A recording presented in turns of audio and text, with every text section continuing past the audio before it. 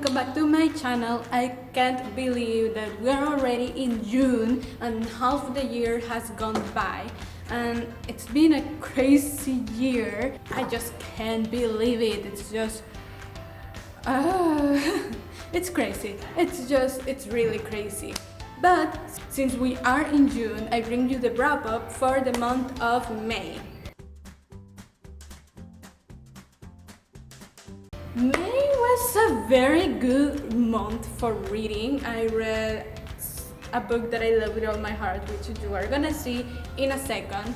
And overall, I had pretty interesting reads. I think it was pretty varied in what I read, and I don't know, I enjoyed it even though it wasn't probably the best month. But I enjoyed my reading time, and yeah, let's get started. The first book I read in May was Quints Shadow by e.k.johnston.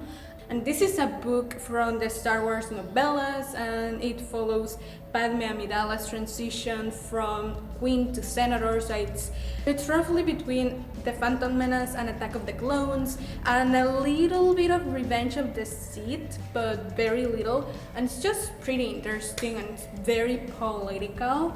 Like, oh my gosh, so political, because it centers in the whole senator side of things and how she's acclimating to, you know, it's very different from being a queen to being a senator, and how she's acclimating to all of this, and dwells into that, into the whole mystery of politics and everything. And I love a good political book. I love that. I don't know, they are super interesting to get into the nitty-gritty of all the politics.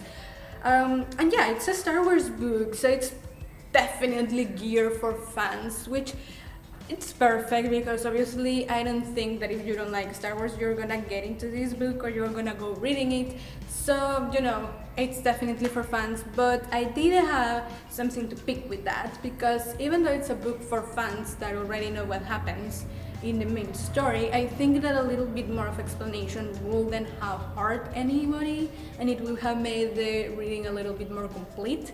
A lot of the important details that happen in The Phantom Menace that are affecting the book quite a lot are barely explained, and if you don't remember well The Phantom Menace or something, you are not gonna really know what's going on, because it's very referenced and barely any details are given about that.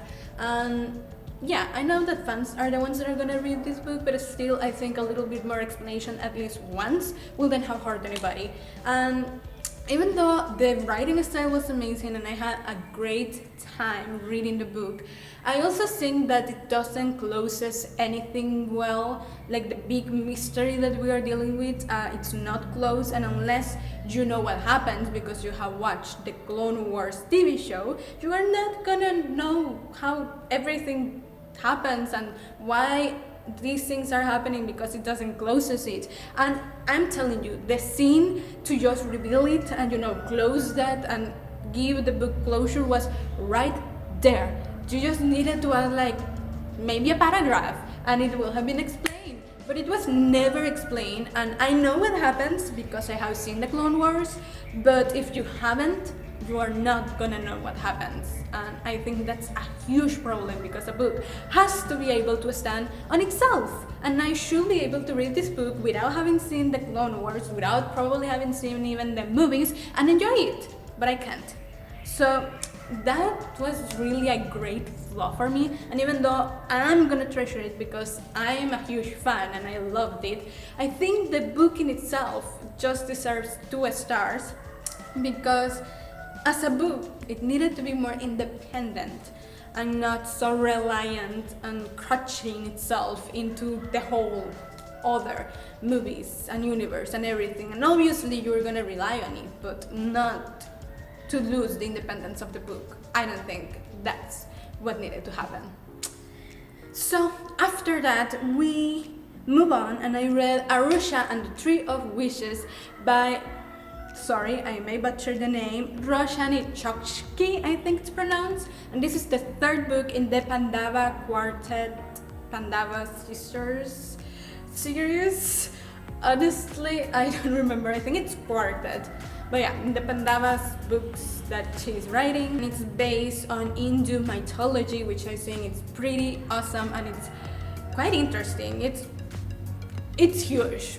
Hindu mythology, it's definitely huge, and it's very interesting to learn about this other culture that I otherwise would probably never have learned anything about. And the way that Chashki is writing the series is pretty interesting, and I truly enjoy the book. So obviously I can't give you a lot of context into what the book is about because it's the third in the series, but what I can say is that it follows Arusha, which is the reincarnation of one of the Pandava brothers, but now they are sisters, and she's in the first book I think she's 12, and in this book she's 14, 15, something around that.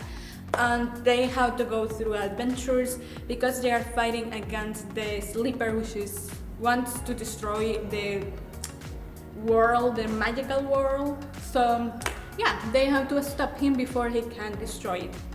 And we followed them, and in this particular book they are looking for a lost artifact that it's very important, and it can define the whole course of the war and change it, making them win or lose as whatever happens if they don't find it or they find it.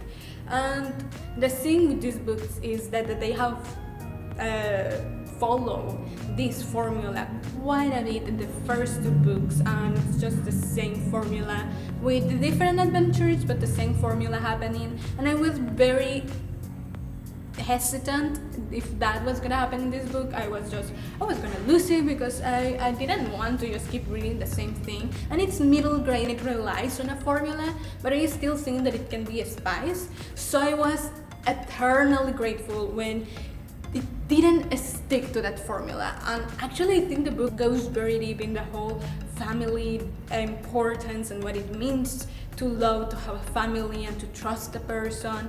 And honestly, I was surprised for how deep the book went. For a middle grade book, it went really deep, and it really digged into all these situations that they had to deal with, and it was pretty mature, and I loved it. I love that. The final twist is just, I still can deal with it. It was amazing. I did not see it coming, and I love the depth that it gives to the whole book and to the whole story. And I can't wait to see the next book and what happens next, because honestly it's gonna be pretty cardiac to see everything that it's gonna happen in the next book. I think it's definitely gonna break in the formula too as well, so I'm loving that. I'm really looking forward for that. I gave the book 3 stars at the end, and I truly enjoyed it. Then I went into the best book I've read in a long time, and that is Kingdom of Ash by Sarah J. Maas, the 7th and last book in the Throne of Glass series. And oh my goodness, just thinking about it gives me chills. I swear, you're thinking about it gives me chills. I cannot say a lot about what the book is about because it's the last book in a series, but you know, we are following Zelina and all her journey and everything that she has gone through, and this is the end, and it will give the ending for everything that happened. And it's just, I don't know, I love it. I haven't read a book that made me feel this much ever. I don't think ever. I literally started crying at the beginning of the book, and I don't think I ever stopped. I was in tears, all the tears, sobbing. I scared my family like at least 1,000 times while I was reading it, because I was living every single second of it.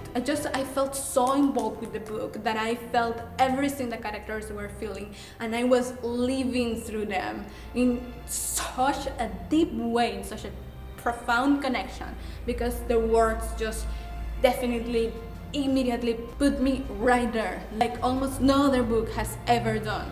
I was a definite mess when I was reading it, and it was just amazing. Everything came into a close so beautifully. It closed everything, every journey, every little detail, and I think I can count the number of loose ends that the book left in one hand, and I will still have fingers left.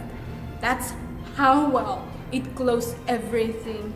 So many things came full circle in such a poetic and beautiful way that I'm in awe still of how well it closed everything. It's a huge book. It has almost 1,000 pages, but I don't think even one of those pages was there just to fill the book, because it helped you to understand and to close the personal journeys of each of the characters in such a great way. And I loved every single page. I couldn't put it down. I read it in less than 2 weeks and I couldn't put it down. I had to read it. And I could see everything playing in my mind so clearly, and that's just so beautiful.